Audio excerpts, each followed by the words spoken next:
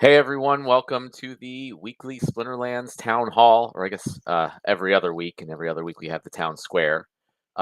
Today is November 20th, getting ready for the holiday season coming up soon, for those of you who celebrate those various holidays. And we have a big few weeks coming up in the Splinterlands ecosystem, a big end to the year that we have coming up for everybody, as I'm sure all of you know. We have the Land 1.5 release that is, as far as I have heard, still going well and underway for hopefully a release next week. Again, obviously, I want to apologize to everyone for missing last week's date, but I think it's in the long run we'll be all for the best to get a solid release out and make sure there aren't any issues. As I'm sure all of you have seen, it's up on the Mavs testing server.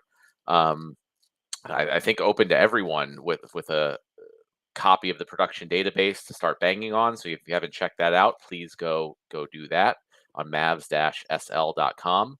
Um, I think they're actually going to be rebuilding the database today is the plan. So everything will kind of be reset from scratch. I think the team wants to run through the whole release process again, just make sure that goes smoothly. But yeah, it's going great. I've been playing around on that server, working my land, trying to figure out what I'm gonna do, and how much more DEC and cards I'm gonna need, which is a lot. So obviously that's myself and everybody I think internally is just as excited as the community is for that one.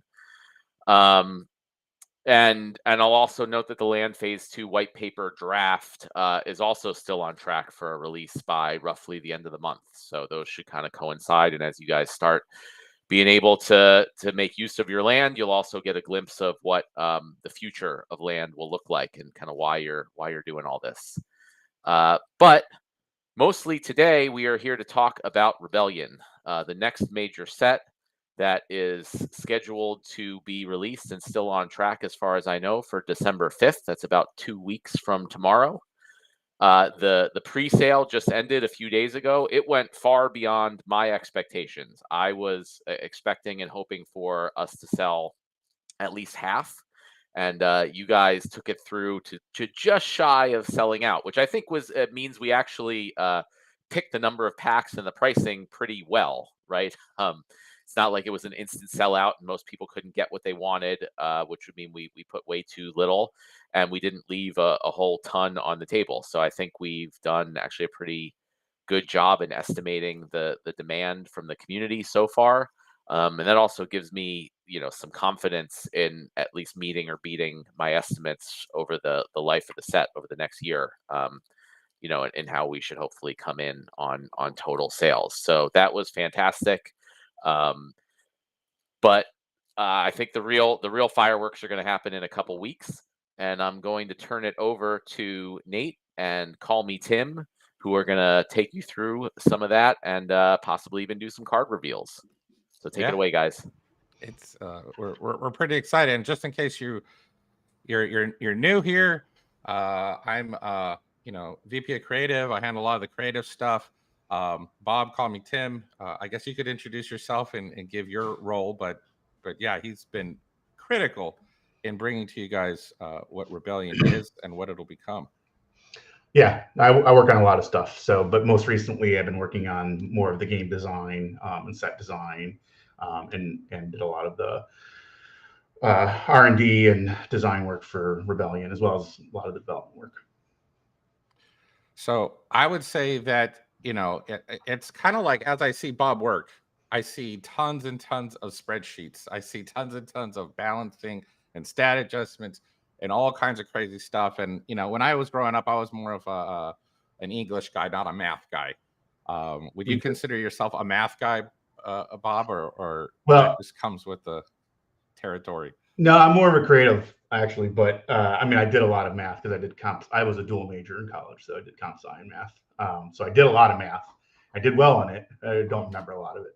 So Gotcha. But yeah, what you do, it seems to require not just math and spreadsheets and stuff. There's a lot of logic. There's a lot of trying to figure out, making sure that things are not only balanced, but they're going to be fun, and there's a game loop, and that there's that there's scalability and a future for all the things that we're bringing to bear with Rebellion. And we keep telling the community, wow, this is our most ambitious set yet. But I mean, crap, it's not just the most ambitious set yet. It's the most ambitious set by far.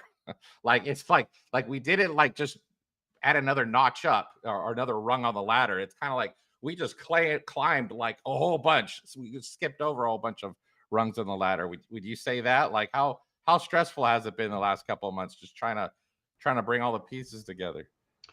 I would go with stressful. I would say as we get closer to release, a little bit more stress. But the process has been more of it's been fun, quite honestly.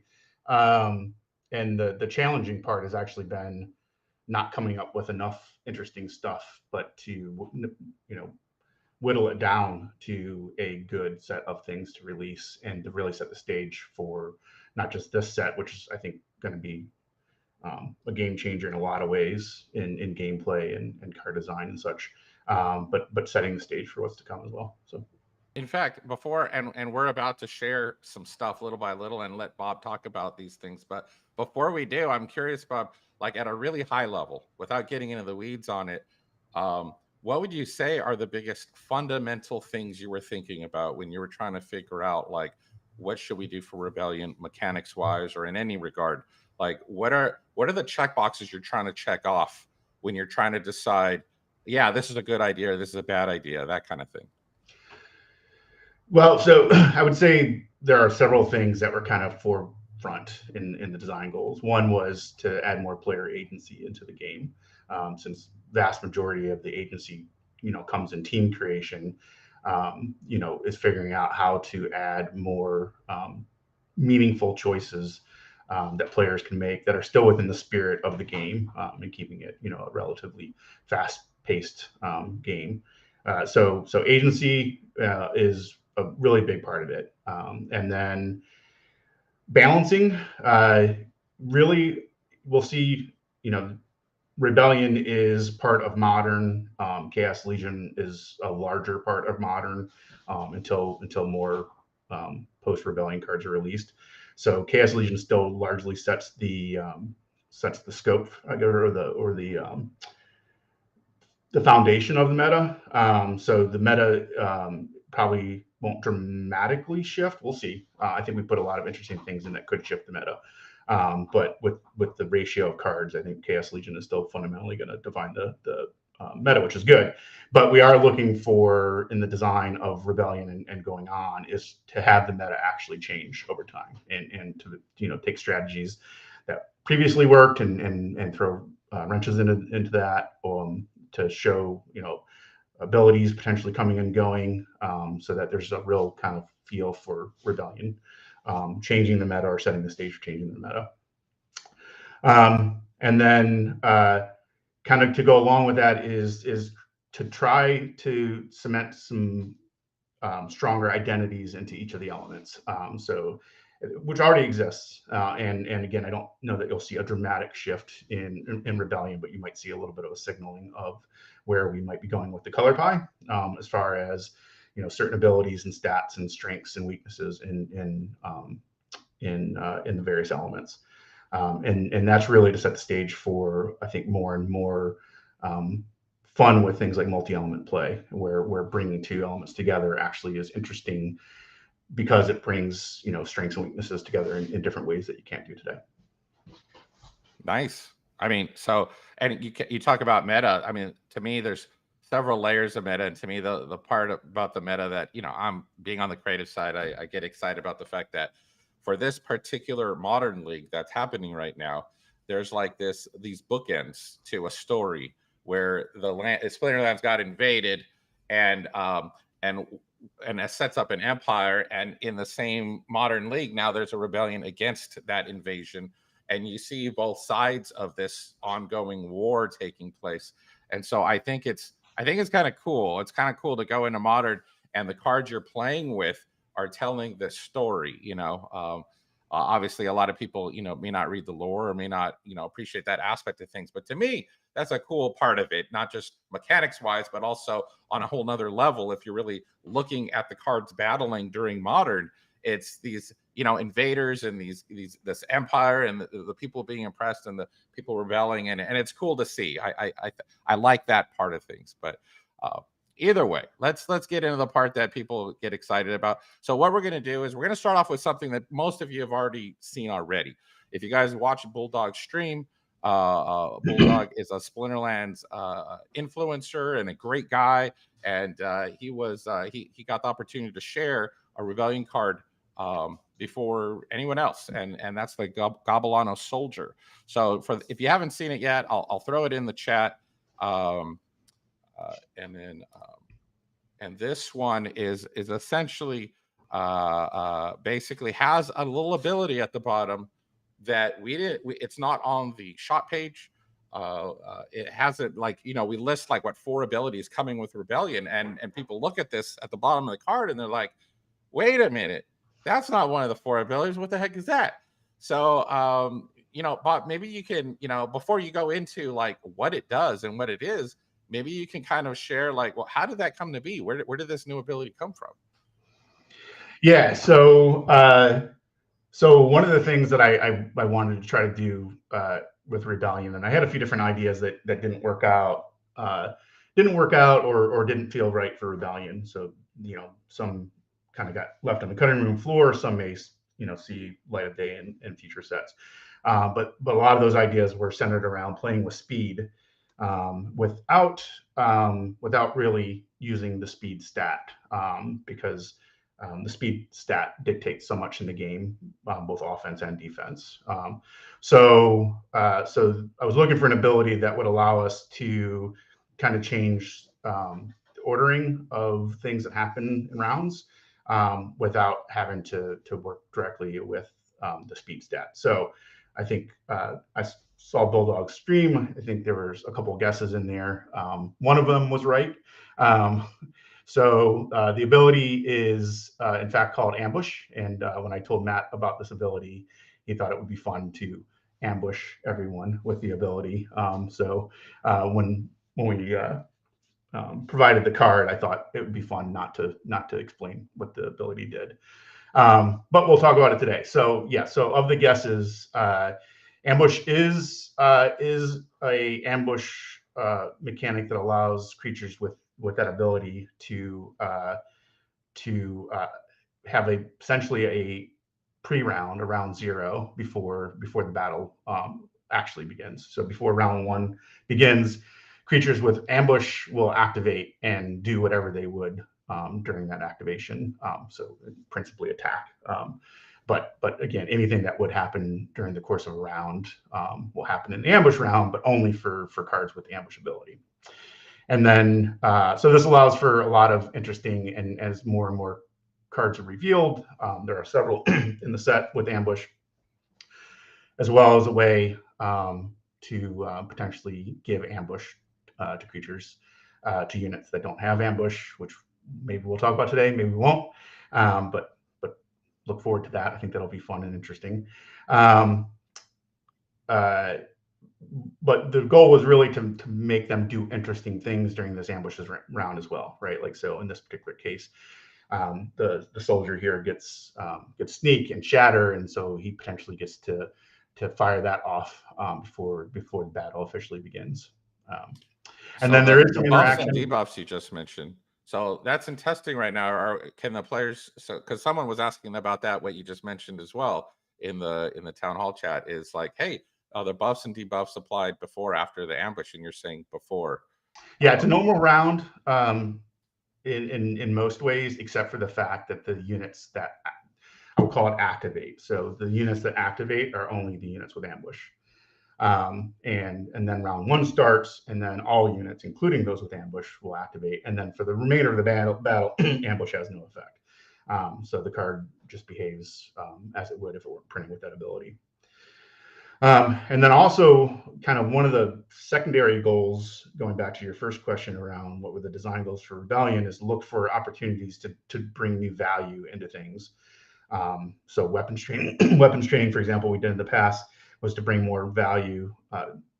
Many objectives here, but one of the objectives was to bring more value to no attack cards. In this particular case, I I wanted to bring more value to the lookout ability, which we're going to talk about later as well. And lookout is effectively a damage prevention ability during the normal rounds, not the ambush round. It provides damage reduction against attackers that have sneak, snipe, and opportunity to adjacent units. So to any units that are adjacent to a creature with lookout will get that damage prevention. But during the ambush round, the damage prevention is more. It currently during testing, we'll see for final release, it may change. But during testing right now, it provides half damage against reduction against ambushers. So reduce the damage by half, and it does it to the entire team. So the lookout is providing protection against ambush during the ambush round, and then protection against sneak, snipe, and opportunity during the normal rounds. Wow. So more and more of that, looking for opportunities where 1 + 1 = 3. By themselves, they're interesting, but combined, they provide even more interesting outcomes. No, and I think when the dust settles and we're done with this town hall, people realize or appreciate the amount of synergy you're attempting to bring to all these different elements and aspects. And speaking of the ambush screen, people are talking, is this Battles 2.0, blah, blah, blah. I mean, as much as we can, like I think we said in previous town halls, Battles 2.0 doesn't have to be one lump thing. It could be that every time we touch something on the battle screen, we look at it and say, well, is there a way to improve this or improve that while we got the hood up on the car? And so what I'll share right now is an ambush screen. It's TBD, subject to change, all the normal disclaimers, but at least it gives people an idea of like, hey, what does a round zero start to look like, and some of the cards on there are just copied pasted from other battles, so I wouldn't put too much stock into that. But overall, just boom, an ambush appears, and at the top it might say like a little round zero, and you haven't started, but you have started the battle. It's just that only some people on the battlefield have started without everyone else, as they gawk in terror at what's going on, and they haven't had time to react. So, and that's the reason for the little icon, the little ability icon. You see some guy jumping out of the bushes with his arms like, all right. So there were a couple questions in there on ambush too. I'll just answer real quick. So it is not a double activation during normal rounds. So it is a extra round that only the ambush creatures activate during. But it does mean, and another question was precedence. So just like any other round, the ambush round happens in speed order. And then therefore reverse speed rule sets, someone is specifically asked, would reverse that.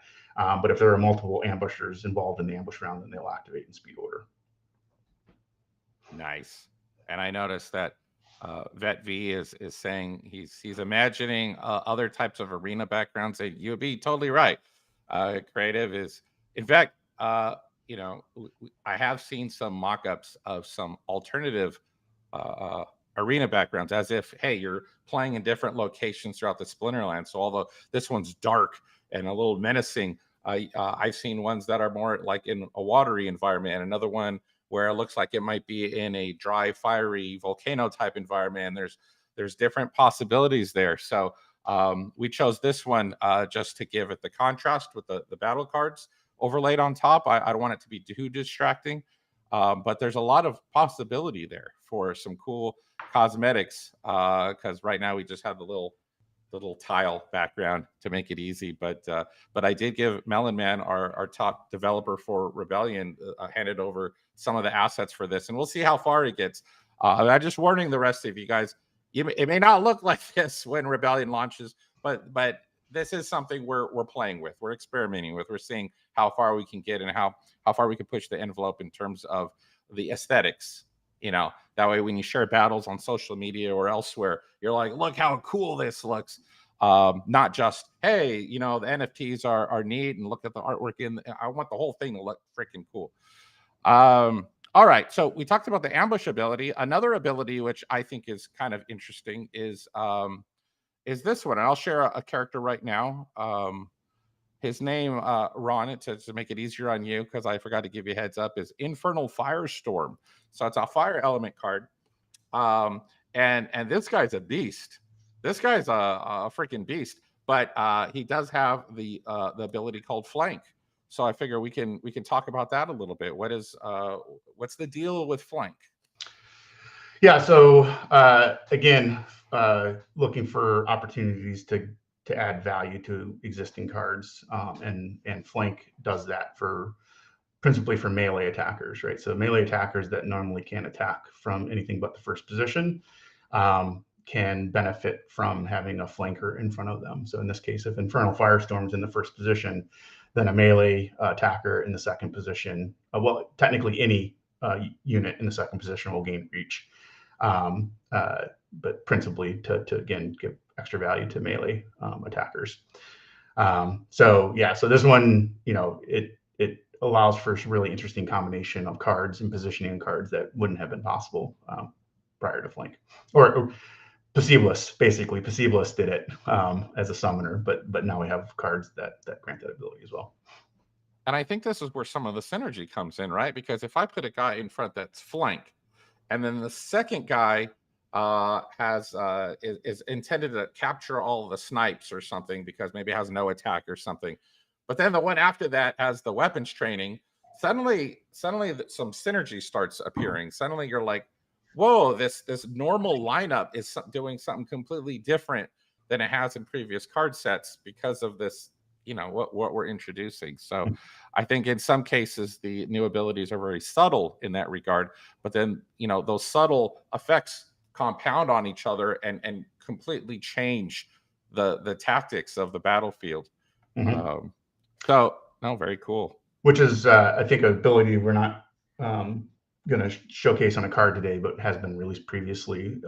It's why abilities like Corrosive Ward exist in the set as well, because you're getting potentially more melee attacks on your tank, for example, or there's other uses for Corrosive Ward for sure. But for example, it's a good card to put in your tank position because it's going to be reducing the armor and the max armor of all the units that are hitting it. So again, looking for kind of 1 + 1 = 3 kind of strategies. Yeah, I mean, I guess we could talk about. I mean, we kind of touched on it. We could touch on weapons training a little bit more. This is the Chaos Animator, which is a new Rebellion card that has no attack, and yet with weapons training it becomes something different. So we'll throw that in there. That's a death card. Yes. So took a long, hard look at weapons training for Rebellion. One is I wanted to do more weapons training to make it more part of the meta than it currently is, which means making it a little bit more available. So Rebellion will be offering some more weapons training opportunities, both in the form of trainers and then no attack units to be trained. But we also looked at the mechanic from a playing and balancing perspective, and we're playtesting it. So far, it's going well, very well, I think. So if that continues as planned, then we're actually going to make some changes to the way weapons training works when we release Rebellion. That I think will shore up some of the challenges around using weapons training. Right now, weapons training is a little fragile because it's very vulnerable to the trainer being eliminated from the team. And then you've potentially made, card team decisions based upon the trainer being present, and those cards may become undervalued as the battle progresses if the trainer is removed. But also looking at just the power level of the units, and again, do they justify picking them over other units on your team? So one of the more popular weapons trainers today, I think, is often used without any trainees, just because it's just a good card. And then I think often it's not the case that the team lineup justifies taking what is a good card on its own and then taking 1 or 2 additional slots to augment that further. So right now, again, this is in play testing, and we'll be opening it up to more public play testing too when we release this on Mavs. So we'll be certainly looking for feedback. But if things go as planned, we're going to make the following changes to weapons training. So A is that if the trainer dies, the trainees no longer lose the buff that they received. So, which is huge. That's which is huge. Yeah. So, so less.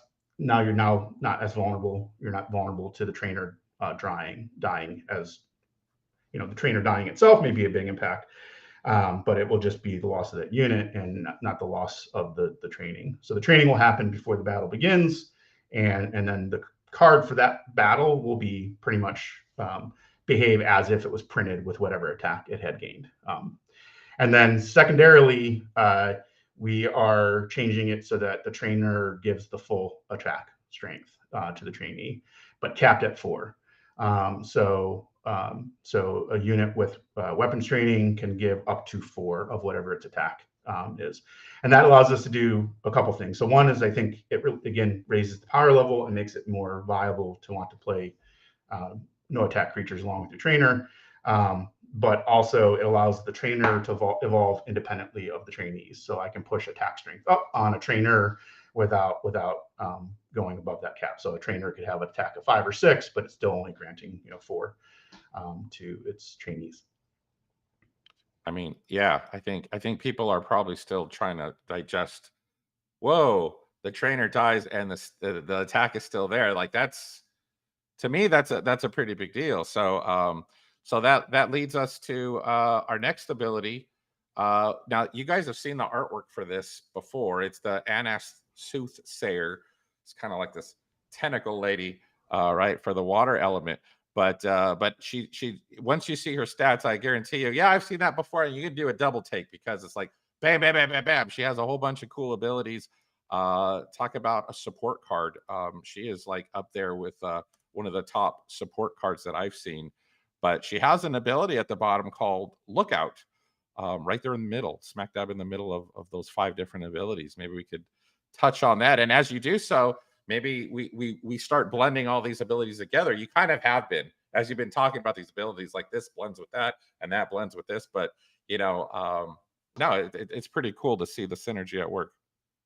Yeah, so Lookout I talked about earlier when we talked about Ambush. So in addition to providing a pretty significant damage reduction to the entire team during the ambush round, it also provides ongoing damage reduction to adjacent units during the regular rounds.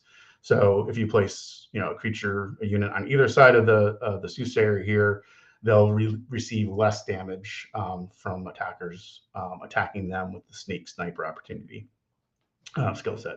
So the intention, thematically, the intent is that it's keeping an eye out for these sneaky agents and giving a little bit of a warning so that the adjacent units take a little bit less damage than they would have if the Lookout wasn't present. Yeah. So I mean, I'm trying to think of where I would put this. I guess I would put her. I wouldn't put her as the last card. Although I'd be tempted because she has dodge, but I put her maybe second to last card because I want the full benefit of that Lookout ability because it's on both sides, right? The adjacent cards. Yeah, I mean that's the question, right? And that comes back to that whole agency thing I talked about earlier, right? Like one of the things that starting to try to do more with Rebellion, and not that we haven't done it in the past, but more so with Rebellion and potentially going forward, is to make positioning really matter, to make you really make decisions around to get the full value out of this card. You want a unit on either side of it, but that might not also always make sense, given your lineup or given the rule sets or given what your opponent is doing. So nice. The intention is to make some real decisions there.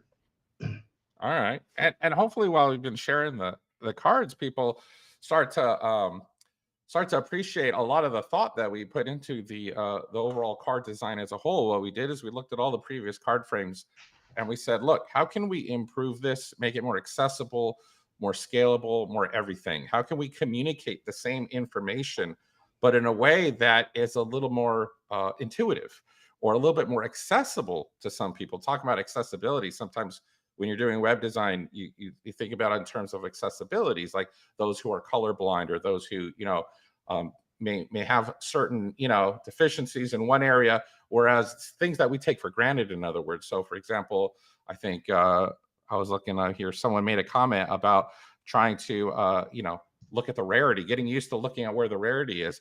A lot of times the rarity on the card was defined only by color. And so if you're colorblind, you have no idea if that's a legendary or a rare or whatever.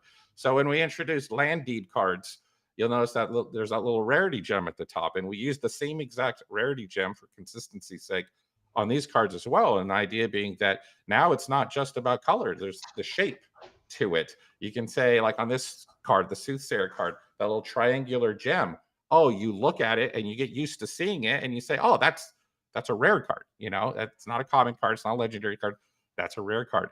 And then with the colored patterned background, I love it. I mean, I don't know about you guys, but when the art team was exploring different patterns and different ways to do the backgrounds and stuff, what we try to do is identify which colors and which patterns combined would be the most identifiable at a glance. So if I take a quick glance and then look away, whether I'm colorblind or not, can I recognize the pattern? Can I recognize what type of element that card belongs to?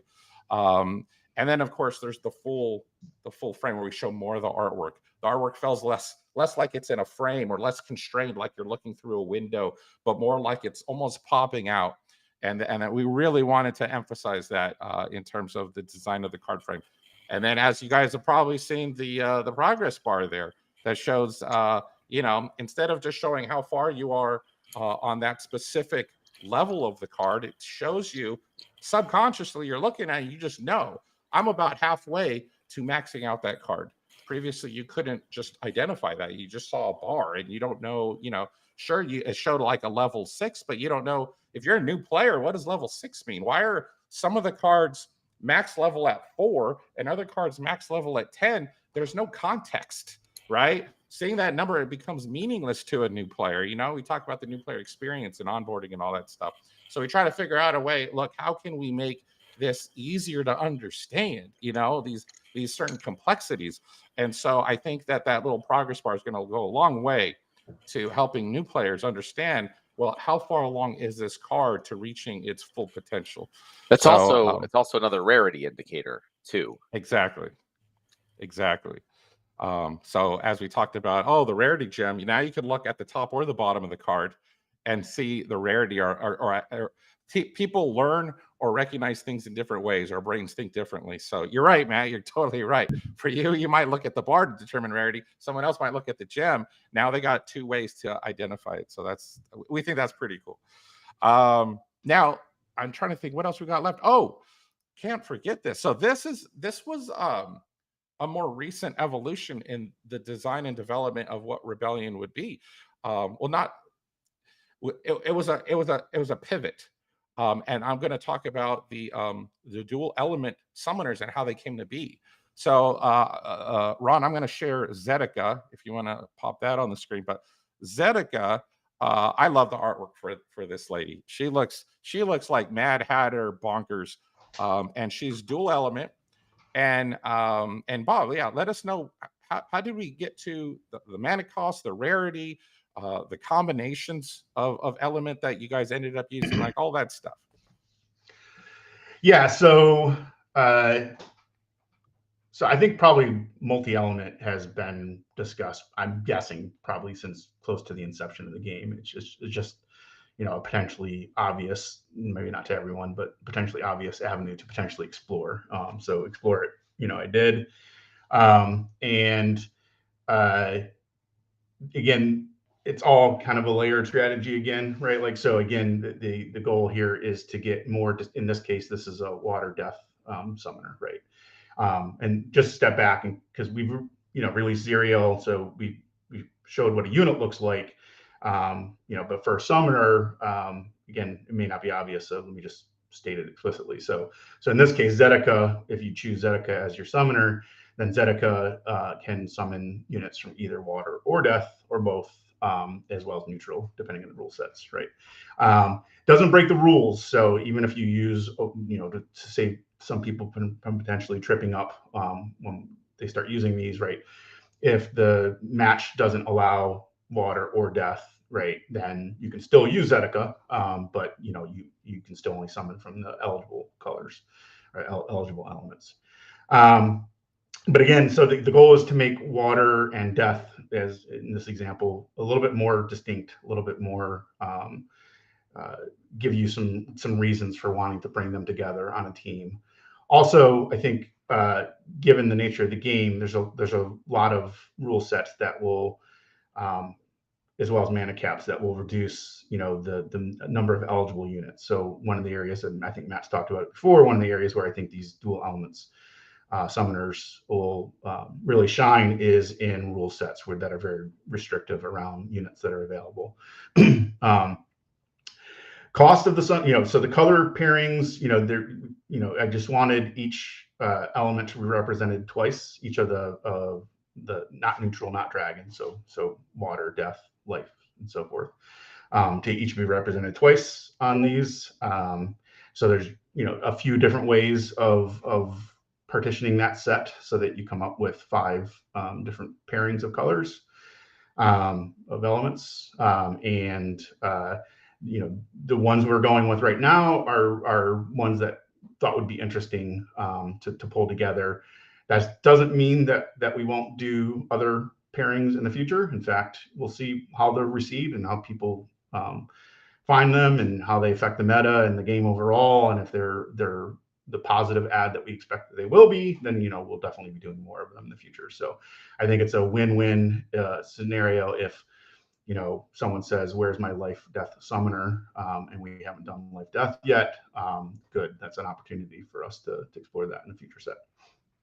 No, for sure. And the mana cost we're still testing. There's a lot of debate as to what the right cost is. So right now we're testing it at 3. That might change prior to release. But we try to cost them around where summoners of similar power level. And right now, it's a little bit harder to judge the exact power level of dual element as opposed to, say, a 3-cost summoner, mono element summoner with an ability, a buff or some sort or what have you. So we're really just play testing it and getting a sense for, are they being used more than we would expect them to or less than we would expect them to, and are they, is their power level dialed in correctly or not? Yeah, I mean, one thing about this, as far as overpowered or not, the whole point of Splinterlands, and one of the unique things about the game is there are cards that are very overpowered, but only in certain situations, right? And that's kind of what we go for, and that's what the game is all about. Like, having a large collection of cards, you can have the overpowered cards for whatever the current situation is, and then also knowing what they are, right? So if you have a low mana match with some very restrictive rule sets, then these dual element summoners are super important, right? That they'll be the OP cards, right? But if you have a match where there's only 1 or maybe 2 elements that are even available, and the rule sets are not restrictive, then you're going to want a summoner that gives some type of stat ability or increase or something like that. So that is exactly what we go for, is making cards that are overpowered, but only in certain situations and in different situations that we didn't have before. So we didn't have a lot to help deal with those situations with very restrictive rule sets where you could only pick from a very limited set of cards. And that's where the dual element summoners are really going to shine. Yeah, and also just enable other strategies as well, right? That players will discover, right? Like, so weapons training is another good example. If you want to go with a weapons training type build, going with the dual element summoner is interesting because it allows you to pull no attack units from 2 different colors or 2 different elements, right? But you have to weigh that against potentially a full team buff that one of the Chaos Legion summoners might provide or what have you. So again, it's all about choices and making it interesting choices, lots of agency, let players find new strategies, let the meta evolve kind of along those strategies. Very cool. And I'd like to point something out that I'm sure most people would miss, but on the creative side, I did ask. We had created the art, the card frames, and I asked for a slight tweak to the design for summoners. I said, look, if I'm looking at a summoner card versus a unit card, I want there to be something subtle to kind of show me that what I'm looking at is a summoner card. So you'll notice that, I don't know if anyone noticed it, but at the bottom of Zedica, there's a tiny little triangle pattern right there at the bottom center of the frame. The other cards do not have that. So you'll notice that if you're looking at a summoner card, they'll have that little triangle at the bottom to indicate that, oh, that's a summoner card. That's a little bit different than the unit card next to it. So just to kind of give you those eagle eye observers who might have noticed that. Okay, now we're kind of going to sink our teeth into the really juicy stuff. And of course, I'm talking about the new stage of battle tactics, and what that's going to entail. So let's take a look at a summoner who's capable of bringing that extra battle stage to the player experience. And that for that purpose, we're gonna go to a water element card named Prophet Rosa. Prophet Rosa is this cool Minotaur character who has a drum and kind of tribal in nature. But let's take a look at what she brings to the table. Yeah, so I'll talk about this card specifically, and then maybe I'll go back and talk a little bit about the evolution of tactics. And we've already talked a little bit about where this is leading as well, but I'll maybe mention a couple things about that as well. So this card is what it says on the tin, right? It's a water summoner, but instead of having a fixed ability, it has a choice between abilities. And in this particular case, it is the ability to give +2 ranged to 2 units, and 2 ranged units. This actually came up during playtesting, so this is not a trainer, so it won't give ranged to a unit that didn't already have ranged. But similar to how ranged buffs have worked in the past, it will buff ranged units. But you get to pick which ones it buffs. And speaking of picking, here, let me throw this screenshot in here again, just like the other one. TBD, subject to change, may not look like this when we launch, or even when the maps get to chance to test it out. But at least it's something to refer to when Bob is talking and trying to wrap our heads around what does this look like. Yeah, and I should also say, standard disclaimer: all these cards are still being play tested, so they're all subject to change mechanically as well. This is the round of summoners we're currently playtesting. Yeah, so is this the choice screen? I can't tell. It's a little small. Yeah, it is. Okay. So again, that summoner gave you the option of picking 2 units to give a range buff to, or pick a single unit to give the shield ability to. So when you hit this screen, depending on your mode of play, so if you're playing in a synchronous fashion, meaning like ranked play or synchronous tournaments, you will have a little bit of a different experience, at least initially in Rebellion, than you will in asynchronous modes like asynchronous tournaments or brawls, right? But in a synchronous play, so I'll just speak to ranked right now, and we can get more into the distinctions later in Q&A or whatever. But so in ranked play, you get the option. You hit the screen, and the first thing you're going to see potentially is your team, and then a bunch of empty boxes representing where your opponent's team may go. Now, if your opponent submitted their team first, then you'll see their team as well. But regardless, when you hit the screen, you're going to see your team and maybe your opponent's team immediately, or maybe once they submit their team. And then once both players have submitted their teams, then the timer officially begins. So you don't have to wait. You can, as soon as you submit, you can look at your team and say, I know what I want to do, regardless of what my opponent does. But more often than not, we expect you're going to want to see what your opponent's doing, and then inform your strategy. Is it better in this case for me to give my unit, my tank a shield, or my taunt unit a shield, or whatever, right? Or is it better for me to get the extra range damage in? If I see a bunch of return fire on the opponent's team, I might not want to go with that strategy, right? So then you hit the screen, and eventually you see both teams, and then you get to make your decision. Which ability do you want? And then if that ability has targets, then you get to pick the targets. In all cases, we made it flexible, so any target is eligible. And even if you have multiple targets, like it is in this case for the ranged, you can target up to 2 units. You can target units on your opponent's team, you can target units on your team, or you can target a combination of thereof. So 1 unit on each team, for example. Again, most of the time, it's going to be, the obvious thing is going to be to, help you or hurt your opponent. But the definition of help you and hurt your opponent can change depending on team lineups. So you may want to give your opponent an attack boost, for example, so that your force field has more effect or what have you.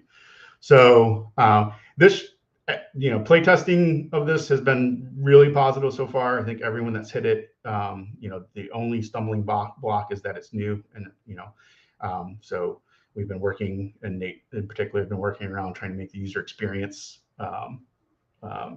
going into it more intuitive around what you can do and what you should do when you hit the screen. I think it's come a long way.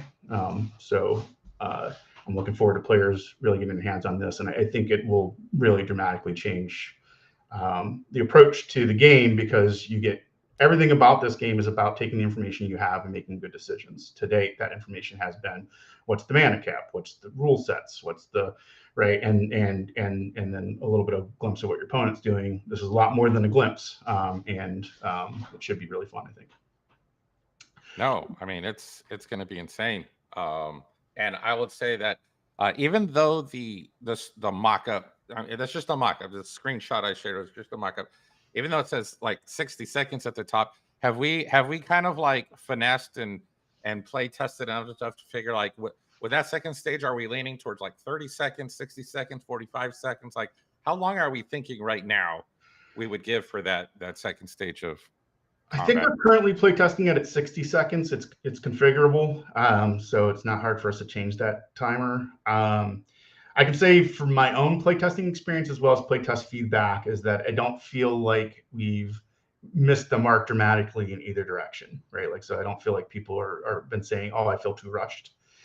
Also, just to be clear, I stated earlier, but there's a lot to take in here, right? Like your timer doesn't really start until both teams are submitted, right? So both teams are submitted. You can make your decision at any point after you submit your team. If you want to see what your opponents look like, you're not being penalized if your opponent's taking time to figure out what their team is, right? So they figure out what their team is.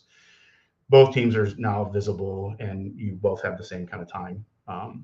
Again, I think we're currently playtesting at 60 seconds to make your decision. So we'll potentially refine that through the final playtesting and the public playtesting that we do. And even if we find that we got it wrong post-release, it's something we can adjust if the timer's too big or too small, and we get player feedback indicating majority feel one way or the other, then we can adjust that timer.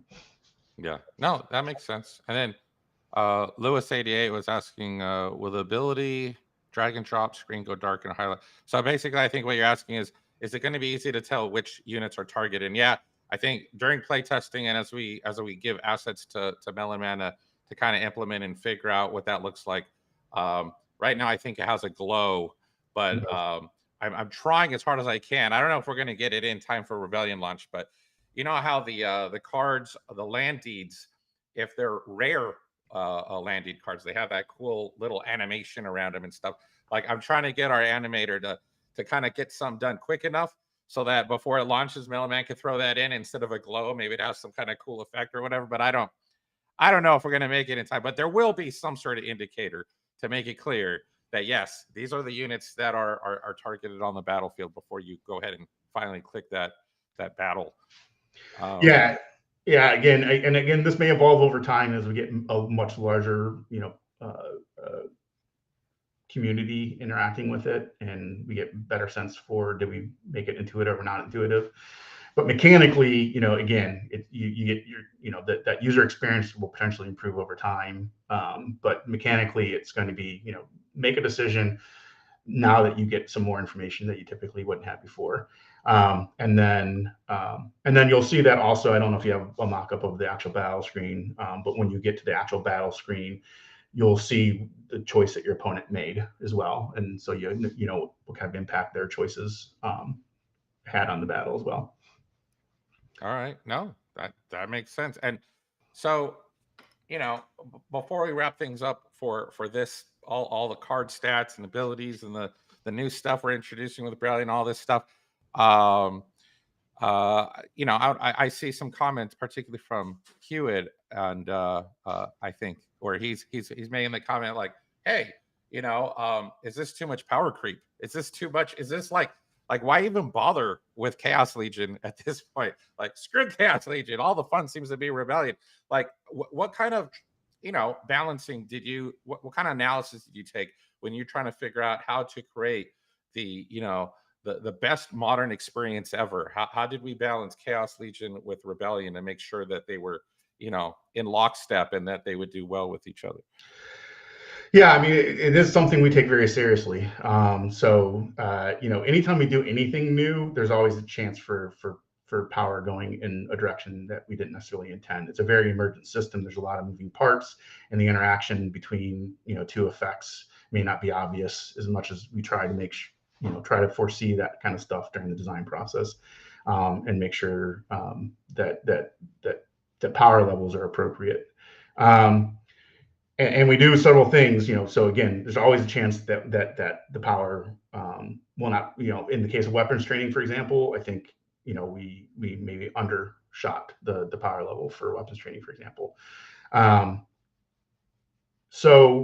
The goal here really is for Rebellion is not to have power creep. Now, what Matt said earlier, 100%, right? Like, we still want, to make it so that new strategies can work, and those new strategies will potentially feel very powerful, especially if people haven't figured out how to react to those strategies yet, right? So I think time will tell whether we dialed in the power level correctly for Rebellion, but I can say we did a lot to make sure we did. And part of what we did is that there's from the very beginning, Matt can tell me if otherwise, but certainly near the beginning, if not the very beginning, there was a balancing kind of formula designed for cards, so that you can get a sense, early indication is to the power level of a card relative to other cards. And we continue that through the sets that I've been here for, as well as in Rebellion. So I can tell you that according to those formulas, the per card power levels, right? The power levels of these cards should be around the power levels of Chaos Legion, but modulo, some are going to be feel a little bit more powerful, some are going to feel a little less powerful, perhaps. But it's all really about the synergies and bringing all the cards together. So, and the other thing we tried really hard is to make sure that all the summoners have very relevant roles from Chaos Legion. It's really all summoners, but especially Chaos Legion summoners. For modern is to again try to get that power level right. Like, so is a full team buff roughly equivalent to a 1+1 range to your entire team? Is that roughly equivalent to +2 range to 2 units? Yeah, probably, but very situationally so. And in certain situations, that full team buff is definitely going to be better. And in certain situations, that giving the increased buff to a smaller number of units is going to be better. So I can totally get the concern around, does Rebellion make my cards less valuable? I can't say, but I don't think so. And I could say for internal testing, at least, I mean, valuable from a play perspective. I'm not talking about monetary value, right? But from a play perspective, I don't think so. And I think that's been very evident in our internal play testing and tournaments and stuff, where a very, very large percentage of cards being played are still Chaos Legion cards, and they still have a very significant impact on battles. And I don't see that changing once it's released to the wild. All right. No, I mean, that's I think, what I like about your answers, Bob, is that it's clear that you've thought things through. You're not just shooting from the hip, flying by the seat of your pants. You're I think every time I talk to you, it's very clear that you're analyzing everything. You're trying to take into account all the different possibilities and making sure that that previous sets and previous cards still hold value. Of course, talking about previous sets, I know that the dual element stuff is going to be interesting when it's initially released into Wild, and what I mean by that is Wild format. So for those of you who are thinking about any of that, just know that Roy, our UX designer, one of the last things I told him starting this week, I want him to start reevaluating sorting and filtering for the team build. Even though it's mostly to address any concerns in the Wild format with such a huge selection of cards to go through, I think we can all agree that even in Modern, it would be helpful to kind of like take a look at the sorting and filtering and figure out, like, are there better ways to do this? How can we make this more intuitive? How can we make it so that people are more likely to utilize sorting and filtering to be more effective at their gameplay and things of that nature? because you want to really focus on strategy and tactics and not so much scrolling and trying to find the right card. The more you have to scroll to find a card that you're looking for, the less time you have to actually strategize. And doing the strategy aspect is supposed to be the fun part, not scrolling and looking. So for any of those of you guys in the community, and that's kind of like tickling the backside of your brains, just know it's tickling the backside of our brains as well, and we will be taking a look at that. Trying to think what else we have. I think the only other thing is something we haven't touched on is conflicts. I think that, I know we're not going to get into conflicts. Maybe soon we'll have Cryptomancer back on, or Antioch, and those guys can speak a little bit more about conflicts. But I did want to share at least a wallpaper image to kind of give you an idea. Here's what I love about the fact that Rebellion and Land are working in parallel. They're both moving forward. We got different devs on both, and both of those things are introducing aspects into the ecosystem that, when they're brought together, it's like Kool-Aid and water, or growing up, I had Tang, the drink of the astronauts, right? And it creates something special. And for me, Land, what it creates is a world-building environmental experience whereby we could finally walk into this world and feel like we're a part of it. Rebellion does that narratively, but with conflicts, it kind of like blends the two together. So when I share this wallpaper, this is introducing where the first conflict takes place. You as a battle mage are sending your manifestations, using your battle cards in these wagons to go off to go do something in a specific part of Praetoria. And before Land, it was just lore text. But now with Land, you actually know where the location is. It's Icewall Bay. It's in the northern part of Praetoria. You can actually go on a map and find it and say, I know where that's at. And so the first conflict is going to, it's called the Interdiction of Icewall Bay. And your mission will be to send units to go help the rebels on basically hijacking or hitting up a supply run by the Empire as they try to get their weaponry and armors and supplies from one location to the other to further oppress the population. And I'll let the narrative team take over after that in the coming days or weeks as we get closer and closer. But so keep an eye out on any lore that the narrative designer is willing to share, and that'll really set the stage for that first conflict. And I think, my goal, anyways, as we were talking through the agenda of what to go over, was to try to make sure that we left as much time as possible for all the questions and answers that people might come up as we're talking. Because I imagine, the more we talk, the more questions people might have about, like, what's that? I have a question about that, Bob. So I figure right now, I don't know. What do you think, Matt? I left a whole hour for that kind of stuff, but it's up to you if there's anything else we want to go over. I mean, I'm good with jumping into questions. I don't know if you guys had more stuff you wanted to talk about, but I think you covered a lot. This was great, and it's the first time I might come out of a town hall without my voice being totally wrecked. So I appreciate you guys taking it over for me. Yeah, I think we're good. What about you, Bob? Is there anything else you wanted to talk about before we hit up questions? No, I think let's jump into questions. And I think that'll give us a lot of room and time to extrapolate around the questions, so we can kind of tailor additional communication around those questions. All right, cool. Well, but before I pass the baton to Matt, yeah, I just want to say one last thing.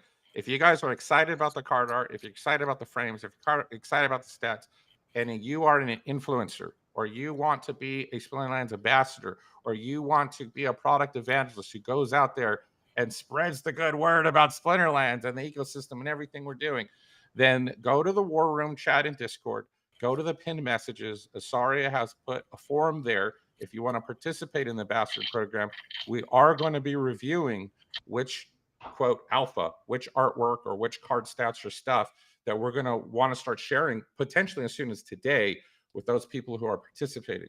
So if you have a huge following on social media, I don't care what social channel it is, whether it's on Hive, whether it is Twitter or X, whether it is YouTube or Twitch or whatever floats your boat, man. Just let us know who you are and touch base with us as soon as you can, preferably today, and that way we can kind of sort out and plan that out, because we want to partner with the community.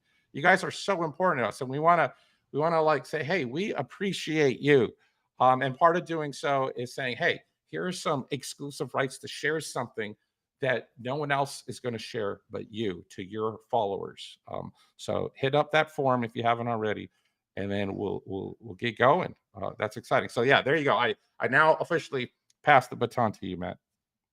All right, cool. Thank you. And before everyone starts putting their questions in chat, we have just a small list of questions from before the town hall started that I'm going to get to, and then we'll Ron or Azaria or someone will officially open it up. So don't hit your questions in chat quite yet. So the first question, thanks Ron for putting it up on the screen there. Does harvest frequency affect totem drops?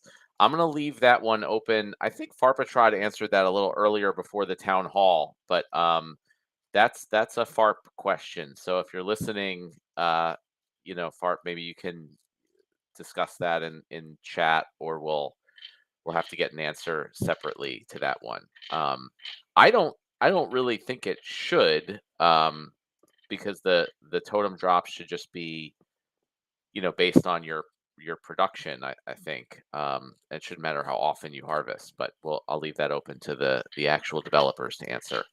The next one is about, are there any plans to make gladiator cards tradable in some ways, as people are starting to max out the first gladiator cards, and should we do anything with spare BCX we get? Yeah, we definitely need a plan for people who max out gladiator cards, and what can be done with the extra gladiator cards. And I think that I hope to include that in with the full plan for unlocking soulbound cards in general. And that's one of the things I know the community's been discussing a lot, through the DAO discussions about how exactly soulbound cards should be unlocked and how that should work and everything.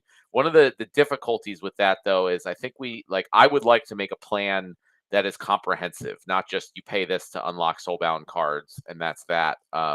To include how it works for gladiator cards, or other ways to other things you could potentially do with soulbound cards once you've gotten them to max level and you get extras, how we can potentially incorporate it with land, and maybe there could be extra resources that could be used to allow you to unlock those cards that could be used for gladiator and soulbound cards. So one of the things I would like to work on, once the land phase 2 white paper draft is done, is looking at a real comprehensive plan for soulbound cards and gladiator cards, and how we handle that, taking into account all the ideas and feedback from the community. So that's kind of what I was thinking for that whole thing.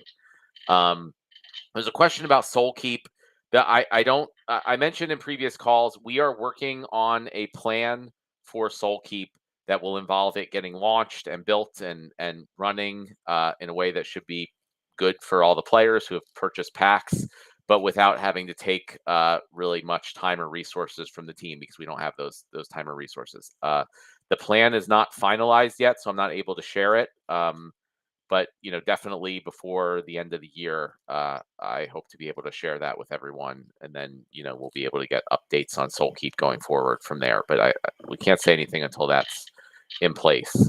Another soulbound cards question: can we make the unlocked soulbound cards lockable once traded? So when we buy the BCX we're missing off the market, we won't have to unlock the BCX we already have in order to combine them. Yeah, I was thinking ideally, and we'll have to see what amount of work is taken into account in this, is that if you combine an unlocked soulbound card with a locked one, the resulting card would still be locked, but the cost to unlock it would be decreased. So you've already paid a portion of the cost. So if you have like a locked 1 BCX card and an unlocked 1 BCX card, you combine them into a 2 BCX card.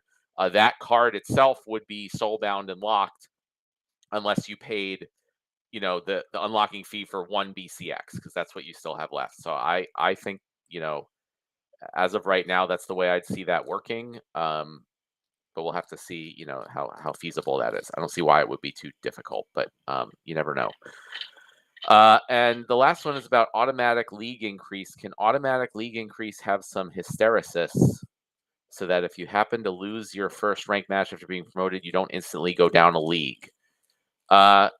Yeah, well, first I've not heard that word used in that way, so that's cool. But yeah, I do agree that generally, if you move up a league, and then you lose a battle, there should be some leeway there that you don't immediately drop down. Not the biggest priority right now, but generally in agreement with that.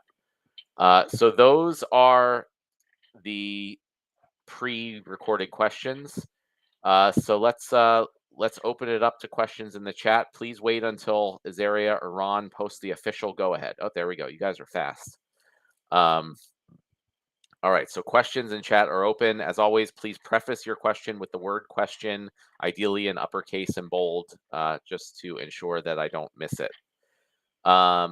The first question is from Malden. How do dual element summoners play in the silent summoners rule set? Are both elements playable? How is 3 mana common dual element summoners in balance compared to Kretch, the 3 mana epic summoner? Do you want to talk about that? Call me Tim, or you want me to take it?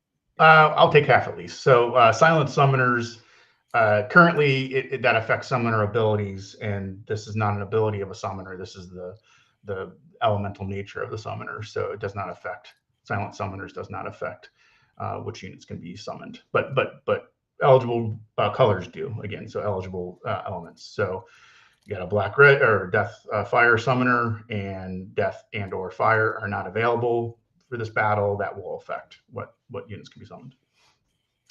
And I think maybe you want to add some thoughts around Sure. mana cost as well. But again, we're playtesting 3. We'll adjust that, based on playtesting feedback, especially as we open it up to external playtesting. I have not seen at 3, even still, I have not seen 3 costed dual element summoners dominating internal play, and we're doing competitive internal play tournaments and such.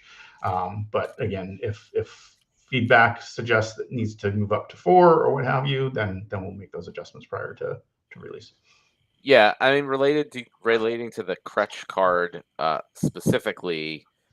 I mean, so we're not planning on having any dual element summoners that include the dragon element, right? So that's still one where, if you want to play dragon cards, and we typically, dragon cards are typically, some of the better powerful, they skew to legendary and epic cards. So Kretch, if you want to be able to play dragon cards, he's the way to go there.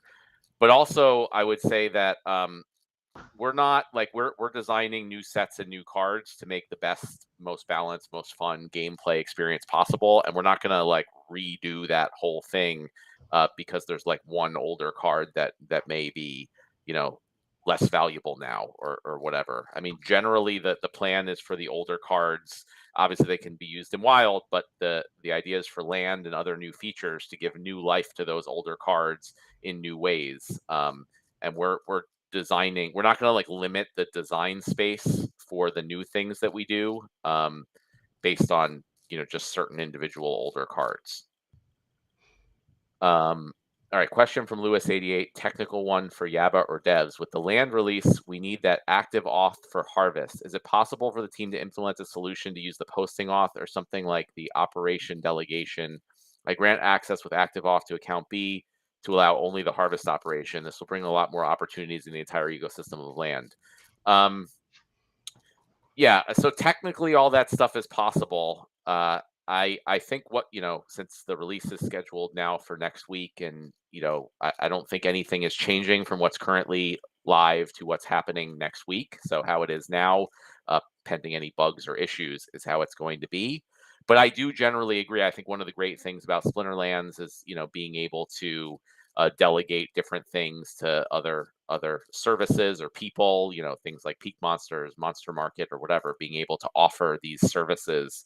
I'm going to need services like that for the region worth of plots probably. And I don't want to encourage people to give their active keys to these services. So I generally agree that's one of the things we want to look at for like land 1.6 at some point, is how we can make it so that third-party services can manage land for people without having to give up active authorization. Question from Al Meal. Do you have any future strategy about bringing in new players to the system? Yeah, that is going to be one of our major roadmap items for 2024. So right now, that is, I've said clearly, like, that is not what we're focusing on at the moment, right? We have land that we have to get out. It's been way too long. Um, obviously rebellion is very important. So we're focusing on these things. We don't have, any more people to be working on any more things really than that right now. But in late December, early January, we're going to be sitting down as a company and figuring out our plan for next year and how we allocate our resources and what we're going to focus on. I've tried to set up the finances of the company so we're not in a position where we need to just keep selling things and bring in short-term revenue. I want us to be able to have enough runway where we can like step back and say, what do we need to do to build this out over the long term? And one of the biggest, most important things we need to do for that is work on the new player experience overall, which is not just like fixing things in the game or make it easier in the game for new players to come in and understand everything, but also set up how we're going to market to new players, how we're going to bring them in once we have that experience in place. So that is the strategy, is that we're going to be making a strategy, within the next couple months to be part of our next year's roadmap.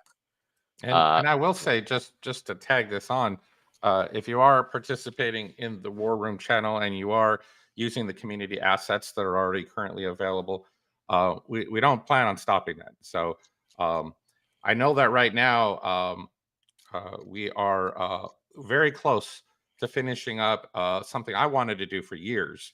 Like years ago, I created the logo for Splinterlands, and I always wanted to go back and just polish it up a little bit. And we've done so.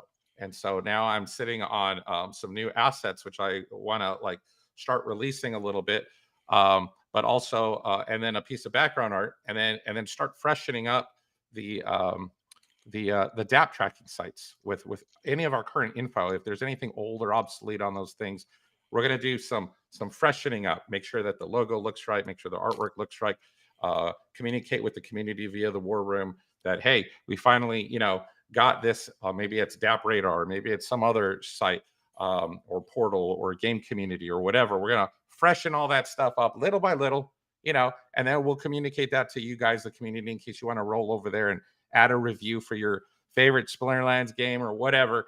And then, like Matt says, and hopefully we'll be a lot better positioned so that when we do have a solid game plan, and this is what we're doing, and here's new player experience and onboarding and all that stuff, we have all the stuff in our armory ready to go. The troops are ready. We know what to say. We know what to do in order to champion our favorite games. So just know that those little pieces are falling into place as well. Cool. Yeah. Thank you, Nate. So the next question is from Fat Jimmy. Does the DAO actually have anything to do with unlocking soulbound cards, or would Matt, I think Matt means the Splinterlands company, have full authority to make whatever decision he wants? I'm assuming the latter. Yeah, since it's not a specifically an SPS thing, it's really the company's call, how that works and what happens. There's a lot of things like that where we have DAO proposals for things that are ultimately our call, but I think it's extremely helpful to still get the feedback from the community. And if the community really wants something or really doesn't want something, it doesn't really make sense that we go against the community's wishes. Obviously, the community's like, what this is all about. So yes, while ultimately it's our call, we plan to use the DAO proposal system as a way to gauge the community sentiment about different options. Shin Kurisu is asking a couple questions. Nate mentioned the new Aneth Soothsayer card is a her. So could there be a new rule set, Lilith Fair, where only female cards are allowed? Do you guys want to talk a little bit about taxonomy type things? Well, I'll let Bob answer this, but before he does, I will say that that Joey, our narrative lead, is always, this is something that keeps getting brought up in meetings, is like, hey, he's always struggled so hard to make sure that there is representation, whether it's by gender or by race or by this or by that, and I think it's going to lend itself well to eventually, if we start introducing taxonomy type stuff. We do have a spreadsheet where the narrative team has already gone through not just Rebellion, but every single card in the game from the dawn of the beginning of from 5 years ago, alpha onward. We have species, race, sub race. We have, all, splinter geopolitical factions. We have all this stuff associated to all the characters in the game. And there's no reason why we couldn't do that with other things as well, whether it's gender or otherwise. So I guess, I don't know. What do you think, Bob? Yeah. So I'll taxonomy stuff first and foremost. So definitely expect more taxonomy related stuff coming post rebellion. And part of the process, as Nate mentioned, is I actually worked with the creative team on coming up with a taxonomy that has good set distribution, such that we could tie effects to different taxonomies. So you want to mention what taxonomy is? And frankly, we might not even be using the word completely correctly, but internally we refer to taxonomies as kind of the characteristics of units, summoners, etc. That Nate already mentioned. Like what is their geopolitical associations? What are they a goblin, or are they a zombie, right? So taxonomies are basically taking those attributes and the way I use it is it kind of a statistical representation. Nate and team has the creative side of it kind of covered, but I look at that and I say, okay, well, this one attribute is too overly dominant on cards, therefore would make it hard for me to tie effects to it. So the taxonomies are just different characteristics of cards, and then really the taxonomy is looking at those characteristics holistically across all cards, and then we can start tying various things, including game effects, to those taxonomies.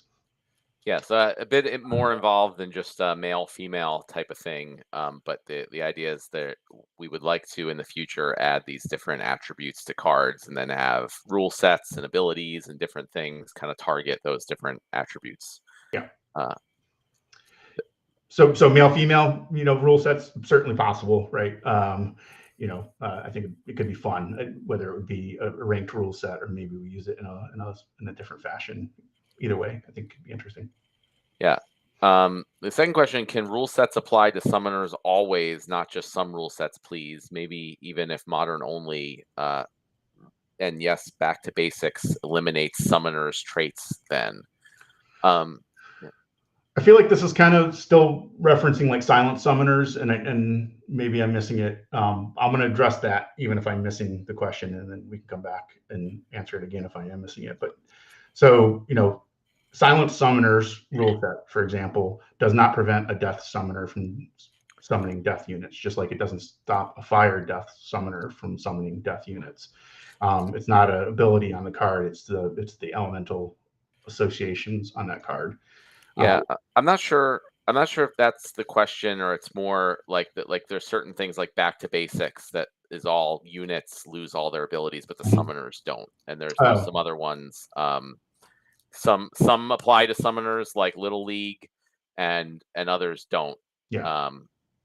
So I don't want to just say like every rule set's always going to apply equally to everything, because we want to have the flexibility to say, oh, this only affects summoners or this only affects units. But I do think it would be beneficial if we can make it clearer somehow, so it's very obvious that this is only for units or only for summoners. So that's where I would go for that. The next question is, what happens first, ambush round or select ability round? Tactics happens first and then ambush. Yeah. Okay. So ambush will be after all those things. Question from Deus 12. With tactics and players being able to see their opponent's teams, how do we counter win trading? Well, I mean, so ultimately, that I guess if there was win trading, you'd be able to see your opponent and their team, and you choose a tactic summoner. There's only certain things you can do. So I guess, it will be more possible than before for you to purposely say, help your opponent win versus yourself, and vice versa. But, really win trading is just a general problem we're going to have, like no matter what we do. then and the way really to fix it is to get more people playing, right? If there's more and more people around the world playing, there's less and less chance you would ever be up against yourself, even for larger bot farms, right? So that's we can do certain things to try and prevent it as much as we can as we've had in the past, and it's also against our terms of service, I believe. So if it's discovered, there can be consequences for that. But ultimately, our goal is to grow the game to such a level that you almost never, actually face someone, or a bot army would never actually face their own accounts. That's the real way to handle it, I think. A few questions from R. Mullis. It sounds like the updated weapons training permanently alters the trained card. Does that mean a press would no longer trigger? I don't think it changes any of the other interactions. No. So all the other interactions will be the same. A press would still trigger. Okay. It's just that if the weapons trainer dies, it doesn't go away. Again, these things are potentially open to change. But I think that things like a press are not planned to be changed right now. That's correct. Does Lookout protect itself? No. Yeah, so that's a good thing to take into consideration. They're only looking out for their friends, not themselves. They're too busy looking out for their friends. Yeah.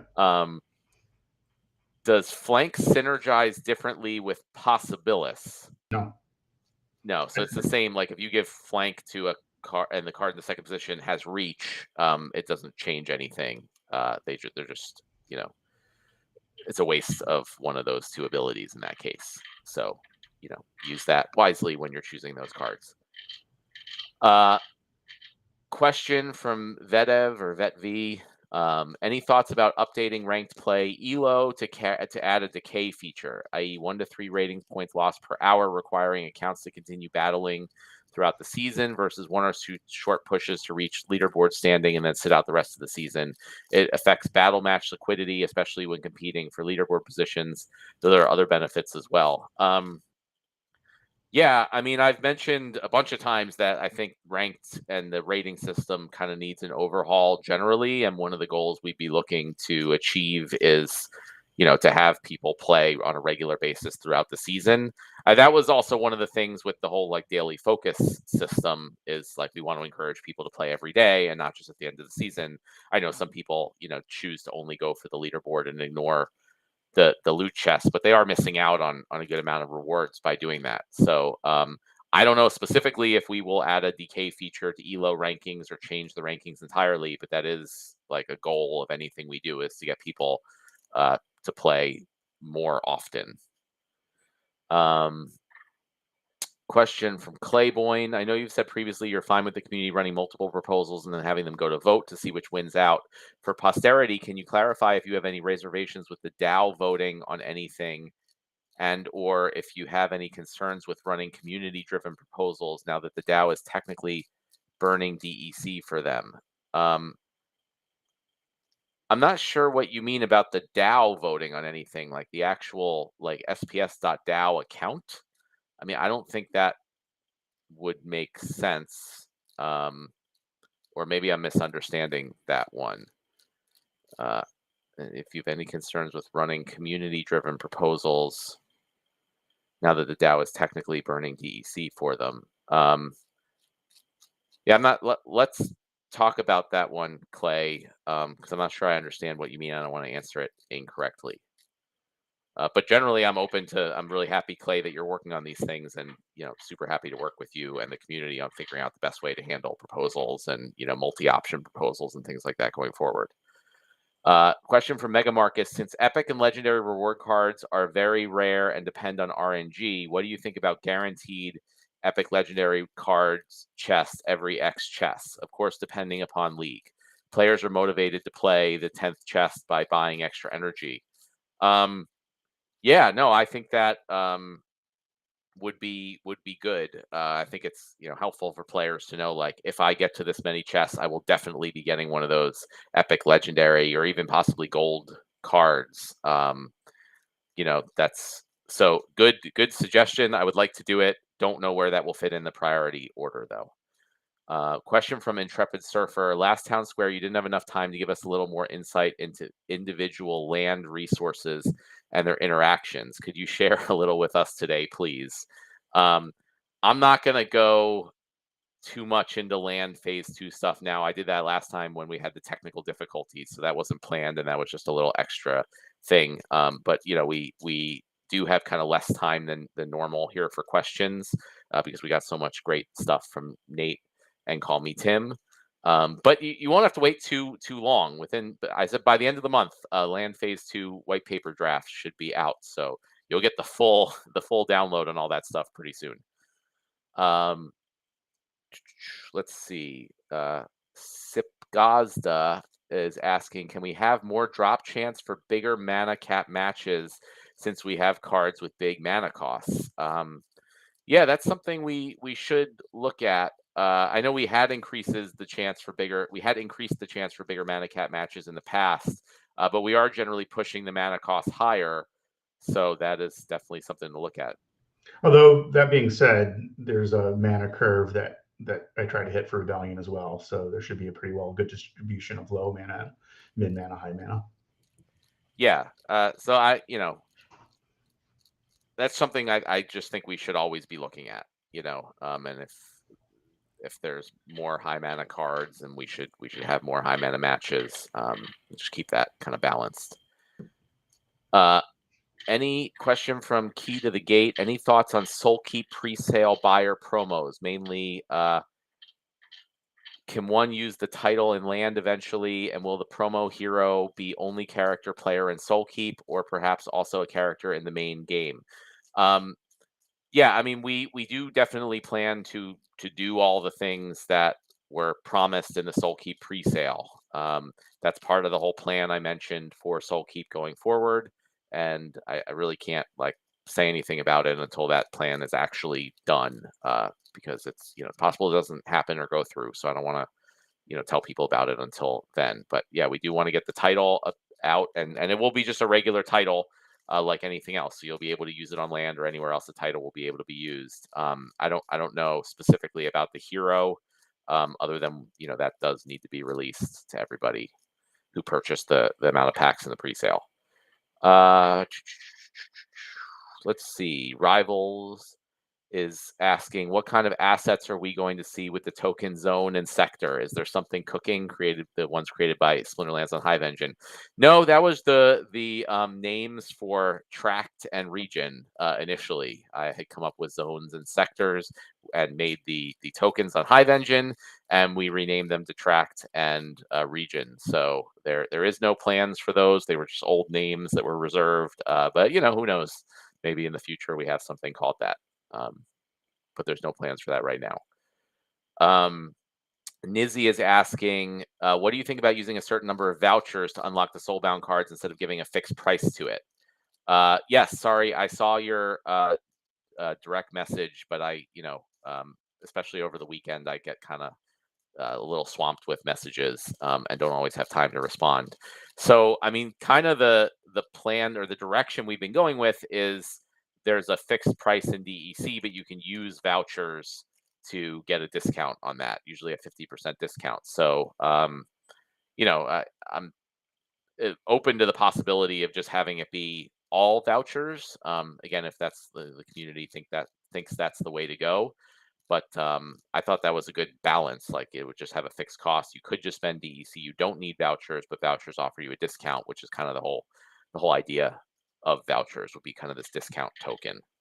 And I know if I remember correctly from your direct message, it was trying to get more use and value out of vouchers, which I do agree is very important. And right now they're kind of underutilized, and people have a lot of extra ones, including myself. But that's going to be a major component going forward. Things are going to be costing more and more vouchers, as we saw with the Rebellion pre-sale and the Rebellion sale. There's going to be promo card sales next year that are going to require significant amounts of vouchers, and Land Phase 2 is going to have significant voucher components in it, and probably the guild redesign that we haven't talked about in a while, but is still, on our priority list at some point of things to do. So I would like vouchers to get to a point where vouchers are actually quite scarce and that nobody has enough vouchers. And so, that's the plan for for the future is scarce vouchers. Question from a tractor: any progress with the nodes? Can we expect anything anytime soon? Yeah, it hasn't been something we've been working on with the reduced resources. We've been focusing on rebellion, and we've been focusing on land. But the progress on the software is still being made via the Genesis League Goals game. So that same software is what's currently actually being used live for Genesis League Goals, and it's being updated and worked on regularly as part of that project. So again, that's going to be one of the roadmap items for 2024 is bringing that software over now that it's been built out more and tested in a live production game environment and getting that integrated with Splinterlands. So I don't have any specifics right now other than that's part of the 2024 plan.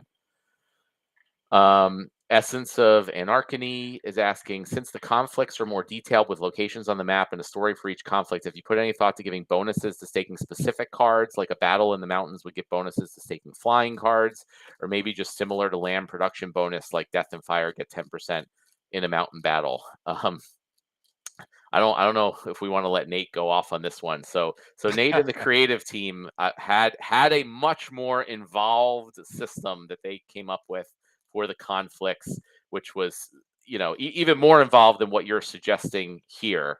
And while it was very cool, I reined it back to say, like, we need something we can get out in a reasonable time frame, and we have other priorities, right now than that. So we reined in the conflict system, which was all Nate's idea, basically. So those of you, if you like the conflict system, Nate's the guy who came up with all of that. And I just kind of reined it into something we can do with less resources and more quickly.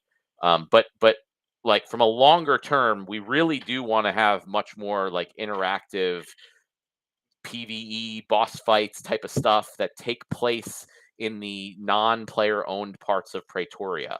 So we'd love to do things like this or expand conflicts in the future to be much more detailed, and it's much more of a game rather than just kind of a card staking thing for rewards, but another entire game that's like part of the whole ecosystem of Splinterlands. Nate, I don't know if you want to add anything. No, I think you communicated it beautifully. It's like, yes, Nate, like always, gets a little too ambitious. Matt has to rein me in. Says, well, let's be reasonable. But what I love about the situation is that Matt said it then, and he says it now publicly. You've heard him. Is that ambition isn't getting tossed in the garbage. That ambition is something to shoot for, and that if eventually someday we can get there to where conflicts evolves iteratively and becomes raids and boss fights and promo events where suddenly, oh no, that dragon's attacking the village, what do we do? And then suddenly you have 24 hours or you have the week to kind of like get your guild together or get your friends together and go do something there and then create the type of gameplay that we were hoping for initially. Then like, yeah, that sounds freaking cool. So I'm pretty excited that at least we get a baby step in the right direction. And hopefully someday we have the resources and the abilities to keep taking another step and then another step till eventually we're there. And that'll be pretty darn cool. Yeah, I've apologized to Nate many times, and I'll do it publicly for having to constantly rein him in. But I can't have like too much of our resources working on this huge, big new conflicts thing that he puts together when we're still waiting for land 1.6 and then 2.0, and when we have new player experience, and we have all these other things, and we have limited resources to do them. So I have to be very careful about what we choose to do and when.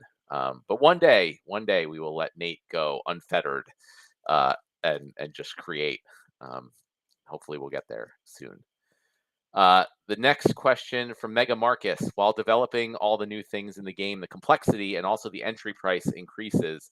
Do you always think about what a new player will be faced with when starting from zero, and how to help and support his journey to stay and grow? Yeah, like I mentioned earlier, that's a big thing we have not focused on, and we desperately need to focus on. I kind of disagree, though, about the entry price increase, and that's where things like modern format come into play. So you won't need to You don't need to get all the alpha cards or anything. Like anyone should be able to come in and get the cards for roughly the same pricing that in some cases even less with the Chaos Legion than the people in the community paid up front. I mean, we generally want it to be the case where the people who were here first and got in on the pre-sale, like they have an advantage. They got in cheaper. They got more stuff, more benefits. Like that's the whole idea of it. But that's how we price our packs and the sets and the size and how they work. Like players should always be able to come in and get stuff for like reasonable pricing, and that's where DEC comes in also. Like some people have asked about this here and there of like why we need DEC or why it's like that.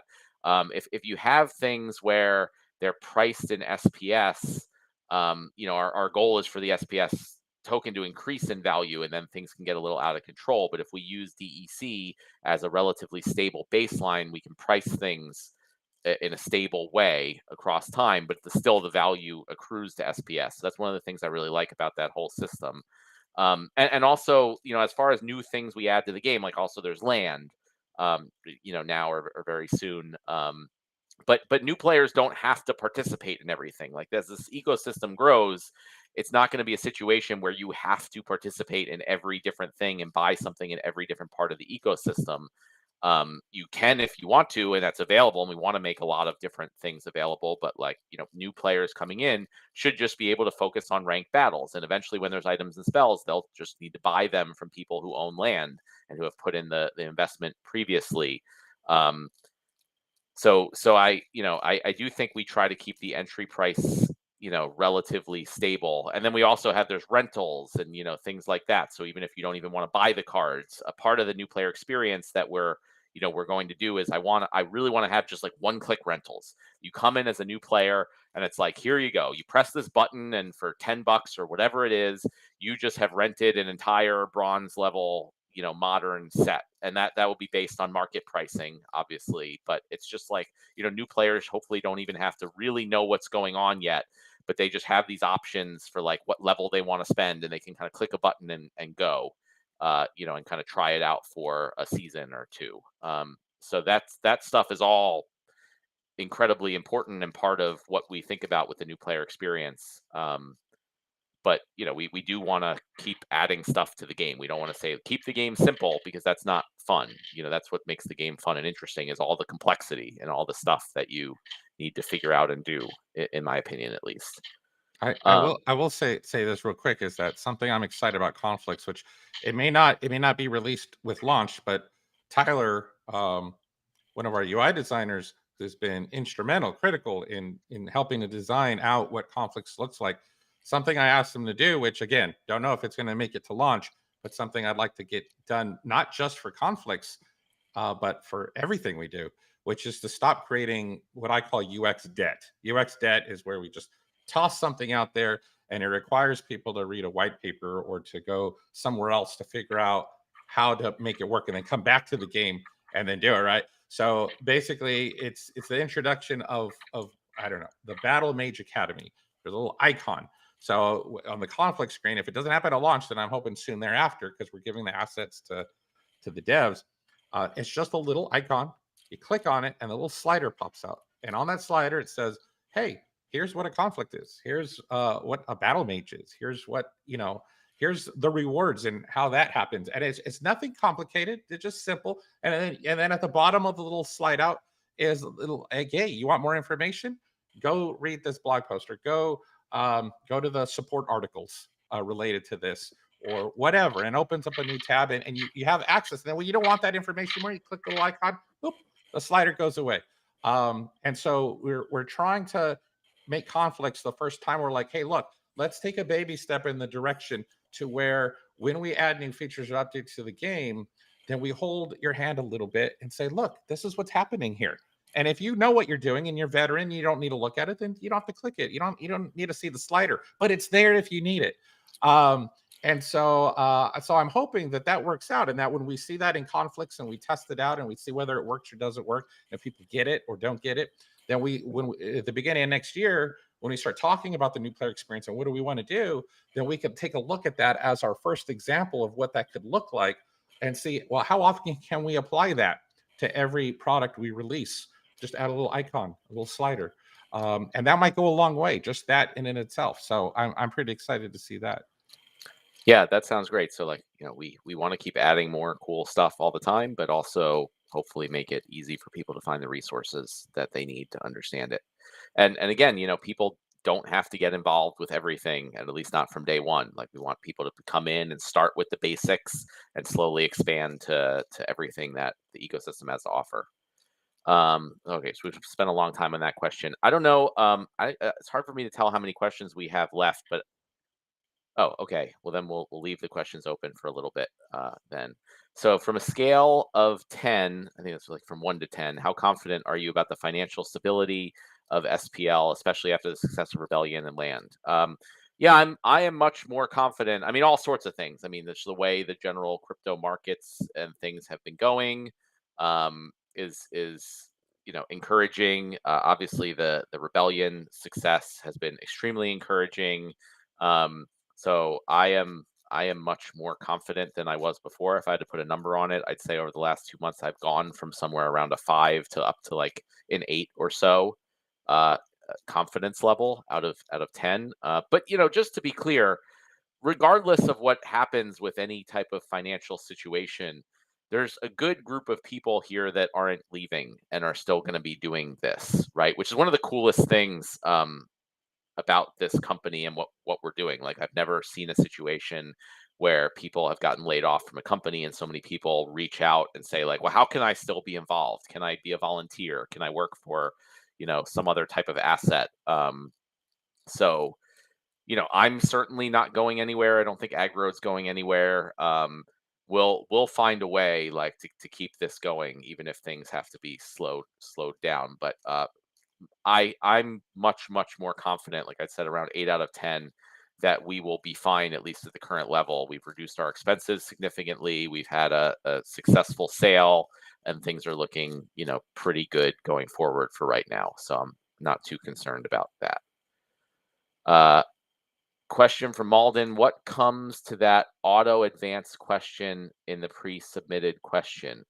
Could the promotion limit be different from relegation limit, like 3,700 to promote to Champion League, but 3,600 relegated to Diamond 1? I see. Yeah, that's possible. So yeah, there's a certain level where you move up, and there's a different level, the lower level that you move down. That could be an easy way to implement it, possibly. So thank you for that suggestion.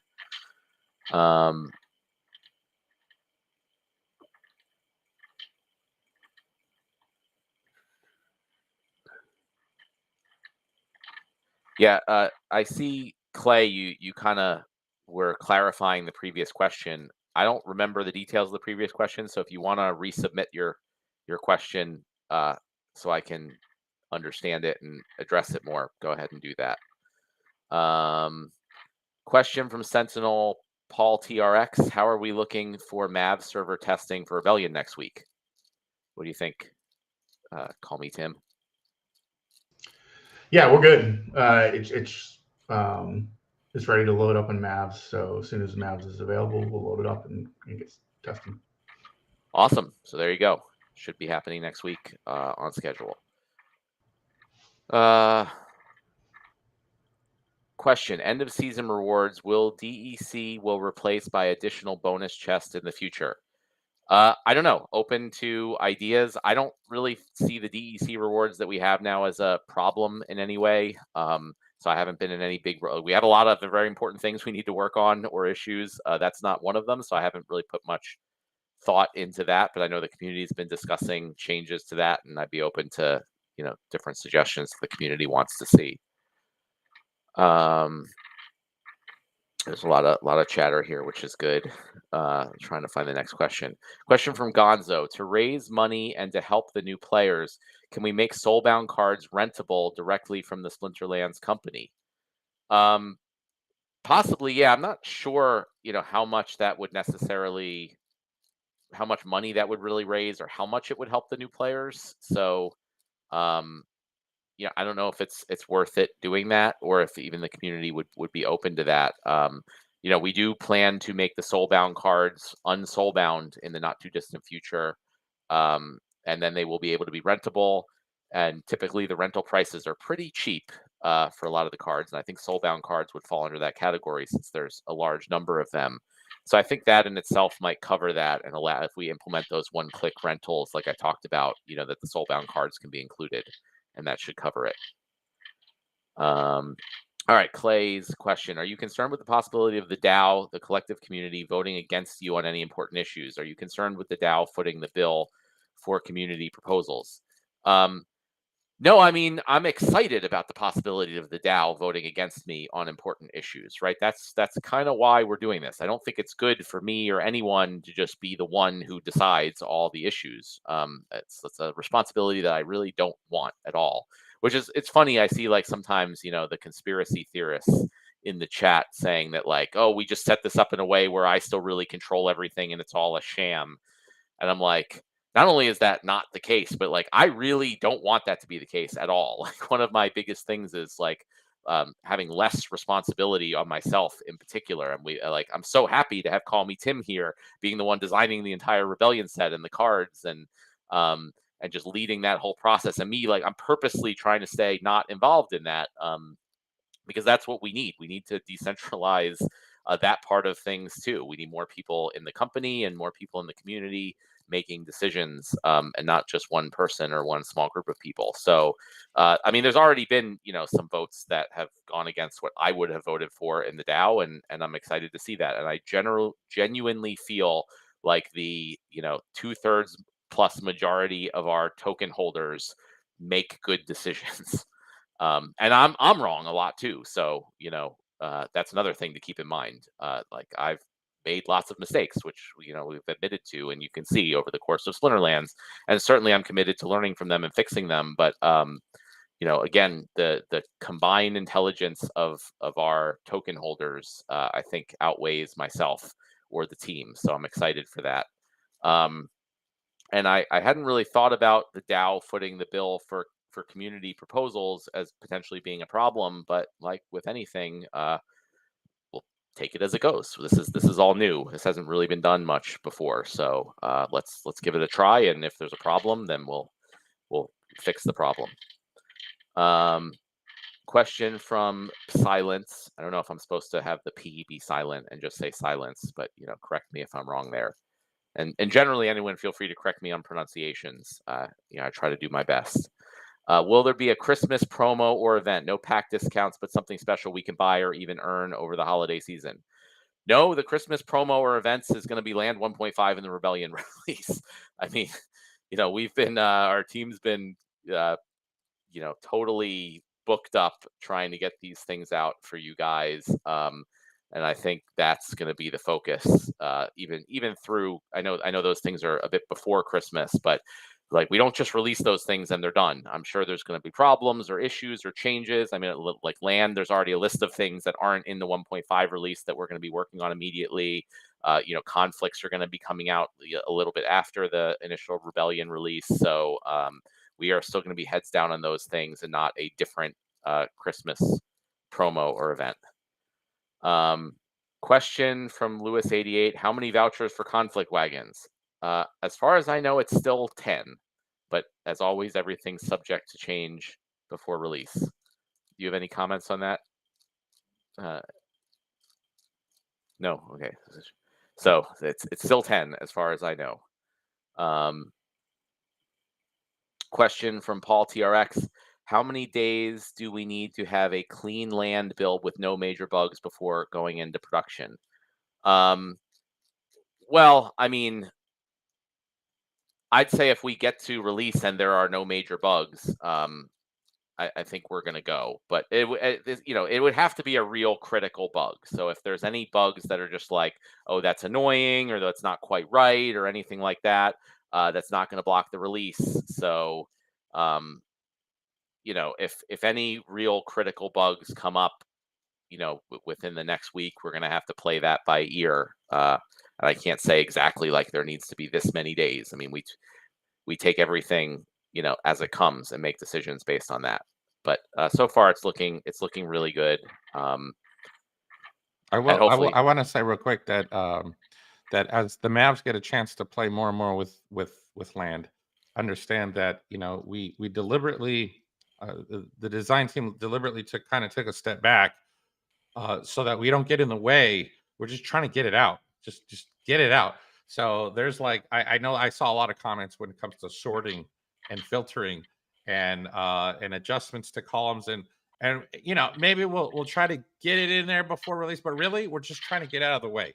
Just get it out as long as it's functional. And then with we keep calling it 1.6. Basically all the little adjustments and tweaks that come afterwards, then yes, please continue, keep adding more feedback to the UX channel and Discord. We are seeing it. We don't always respond as quickly as maybe I would like, but you are being heard and we're taking notes and we are jotting down your guys' information and trying to sculpt this into what it should be. So we do agree. It could be a little clunky at times sometimes, but we will make it better. But for right now, what Matt said, let's just get it functional enough so that people can start using it.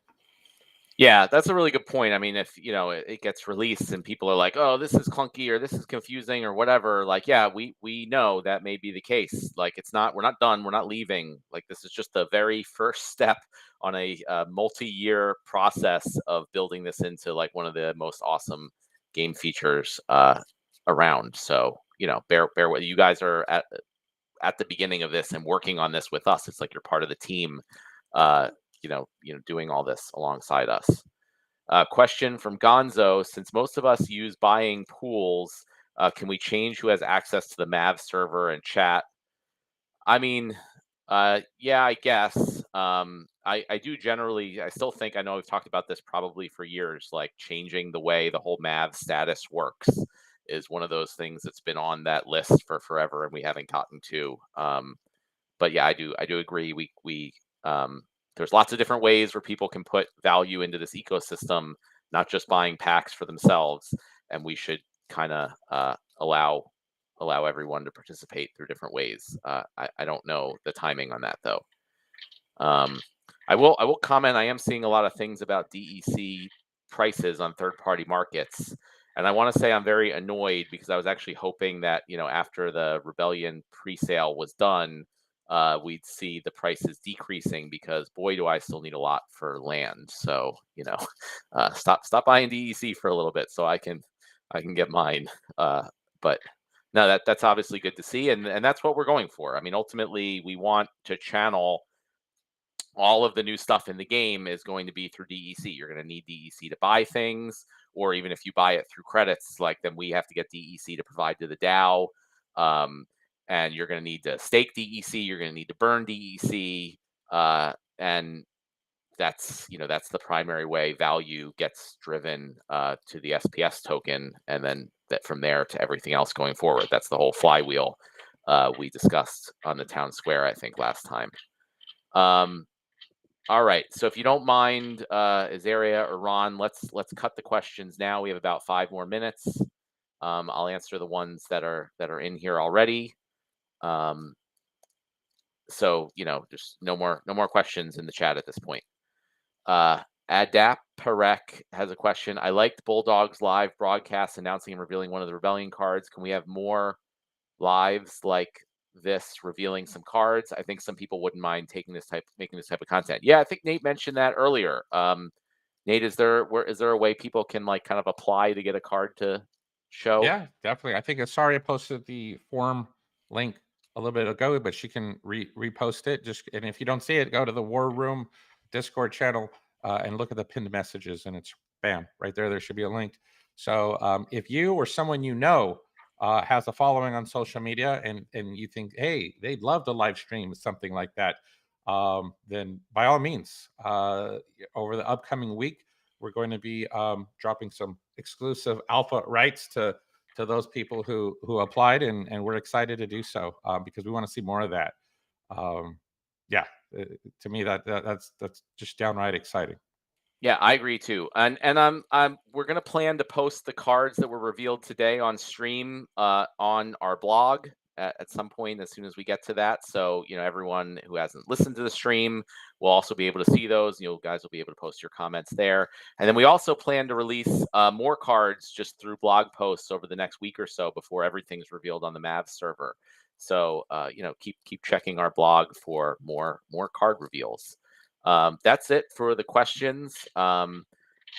Thank you, everyone, for joining us. Obviously, again, this is just one of the most exciting kind of month in Splinterlands history, with the amount of stuff happening that all kind of coincides together now. So, I think we're going to look back on this hopefully in years past and be like, wow, this is kind of really when things started to kick off.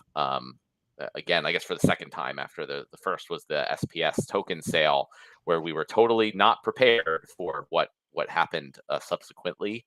This time, I'm hoping we can kick off another huge boom similar to that one, but with a much better team on in the wings here to handle it and kind of take that momentum and run with it and not lose it. And that comes again to what I talked about earlier about me not handling everything. Last time I was the one handling so much, from development and managing servers and customer support and design. And that just totally, failed, obviously, when things grew so significantly. But this time we are in a much better situation. And yeah, everything, the stuff we've been working on, the plans, the flywheel, the designs we've been putting in place for the last 2 years are finally starting to all click and come together. All the different pieces that we were missing are coming into place. So again, I hope the community is as excited as I am and most of our team is about what's happening right now and the future of Splinterlands. And I think it'll be a great honor to say that you were here before the big land release and before Rebellion and the new tactics and the things that kind of take this product to the next level. So thank you, everyone. I will talk to you next week on the town square.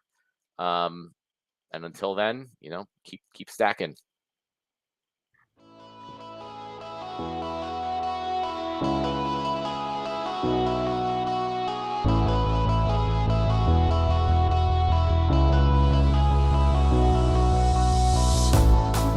When chaos reigns and hope is lost, when your darkest days aren't saved by the dawn,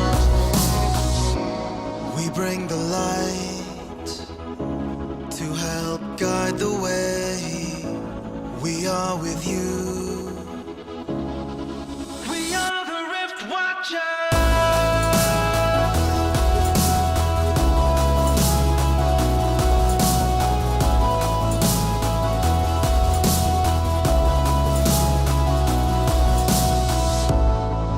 When your enemies have spread far and wide, when you're out of places to run and hide, follow the runes, help is on the way. We stand with you.